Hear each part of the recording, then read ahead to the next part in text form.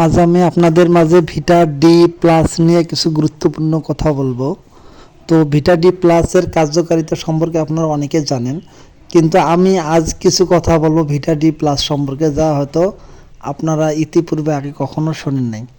ভিটা D plus প্রোডাক্টটি আপনার Acme company আপনার বাজারে নিয়ে এসেছে।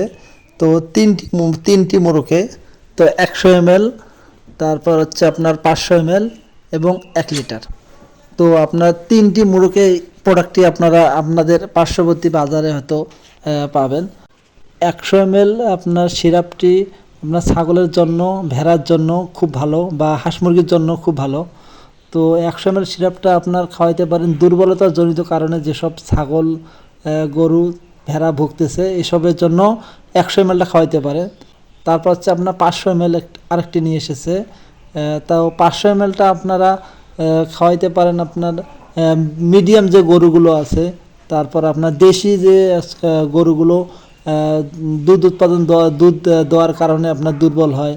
তো এই দুর্বল গরুর জন্য আপনার খাওয়াইতে পারেন, বা দুধ উৎপাদন বৃদ্ধির জন্য। তো এইসব গরুর জন্য আপনার খুব পারফেক্ট আপনার 500 ml প্রোডাক্টটি। তো আপনারা এই 500 mlটা ওইসব প্রাণীকে খাওয়াইতে পারেন। তো এটি সাশ্রয় রেটের মধ্যে পাওয়া যায়। তো এরপর আরেকটি আপনার মোড়কে নিয়ে এসেছে একমি কোম্পানি, সেটা হচ্ছে 1 লিটার। তো 1 লিটারটা আপনার বড় গরুগুলো আছে, ফ্রিজিয়ান গরুগুলোর জন্য এটা খাওয়াইতে পারেন। তো এই ভিটা ডি প্লাসটা আপনার কোন ধরনের পশুকে খাওয়াবেন, বা কোন ধরনের রোগ হলে এই পশুকে খাওয়াবেন, বা একটা গবাদি পশুর শরীরে কোন ধরনের ভিটামিন অভাব হলে আপনারা এই আপনার ভিটা ডি প্লাস আপনার ওষুধটা খাওয়াবেন, এটা এখানে বিস্তারিত লেখা আছে, বা ডাক্তাররা আপনার সাজেশন অনেক সময় দেয় যে এই কারণে খাওয়ান। তো এটা অথবা আপনারা জানেন। তো আমি একটা গুরুত্বপূর্ণ বিষয় নিয়ে কথা বলবো, ব্যতিক্রমী ধর্মীয় বিষয়। ভিটা ডি প্লাস আপনারা দুই ধরনের গরুকে খাওয়াবেন। একটি হচ্ছে সুস্থ গরু, আর একটি হচ্ছে কোমর পরে যাওয়া গরু।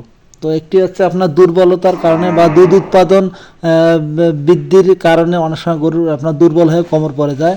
তো এই ধরনের পশুকে খাওয়াবেন। আরেকটা হচ্ছে আপনার যাতে ভবিষ্যতে গরু কোমর পরে না যায়, এই ধরনের পশুকে আপনারা এই ভিটা ডি প্লাসটা খাওয়াবেন। তাহলে আপনার দুইটি উপকার পাবেন, এক কোমর পরাটা ভালো হবে, আরেকটি হচ্ছে আপনার গরু কোমর পড়বে না। আগামীকাল আপনারা এই ভিডিওটা দেখতে পারবেন। ধন্যবাদ।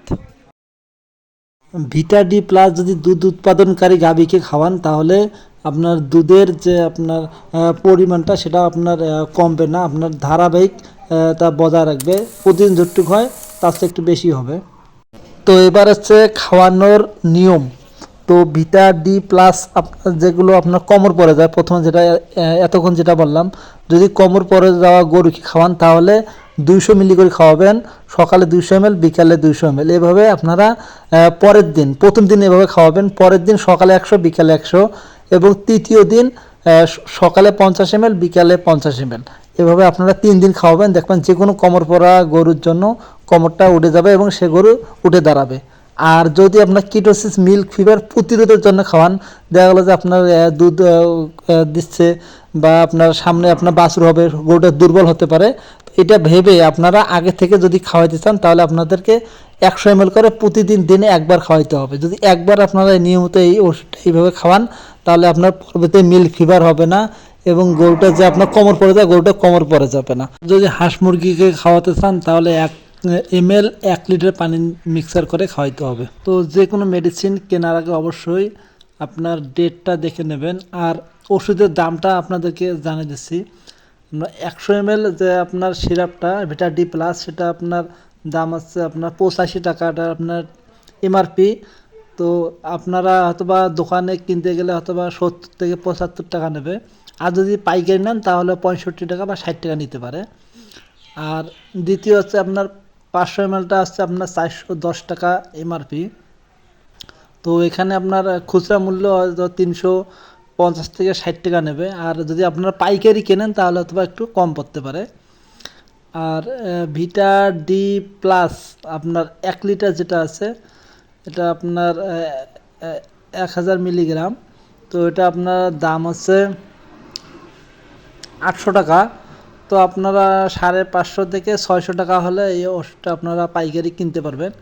আর খোলা বা নিলে হয়তো বা 650 টাকা পর্যন্ত বা 700 পর্যন্ত নিতে পারে।